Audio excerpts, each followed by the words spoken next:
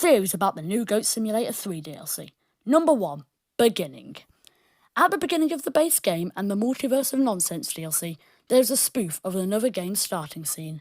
The base game is Skyrim, and the Multiverse of Nonsense is Half-Life, which begs the question, what will Bardland's Fury Road be?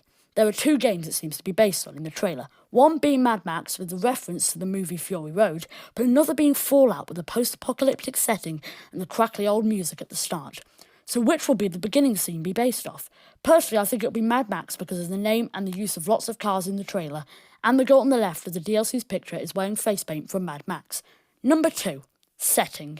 The base game is set in the island San Angoras, but the Multiverse of Nonsense DLC is based around different multiverses merged together. You'd think that the new DLC would be a complete different island. Well, no. It's actually based in a post-apocalyptic version of San Angoras. The clues to this are in the background of the trailer. You can see the same building in the trailer as the one in the city centre of San Angoras. But the biggest hint is the floating balloon goat, which if you've played the game is one of the very simple quests where you blow up a balloon goat and it floats around the city from there on out, showing it is the same city. Number 3. Another reference. Well, maybe.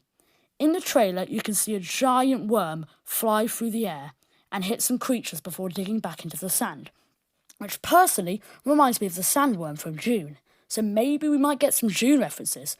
Also, the goat at the end looks like a mutant or zombie, meaning we might get mutated goats. Number 4. A new playable goat. A while ago I sent a letter to Goat Simulator 3 with a new playable goat idea, the Goat Mech. It's quite simple. It's Pilgor controlling a mech suit and its power will be shooting a laser out of its chest. My initial idea was a bit futuristic for the post-apocalyptic theme, but make it more rusty and be powered by cogs and steamwork mechanisms, and I think it would fit the DLC's vibe. I also added in my letter how to unlock it, in which you had to find all the pieces of the mech for a crazy farmer, then clean it with a hose and finally add grease so it runs smoothly. Then you would unlock the Goat Mech. Overall, I think it would be quite fitting for the new DLC.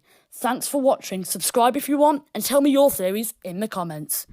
Goodbye!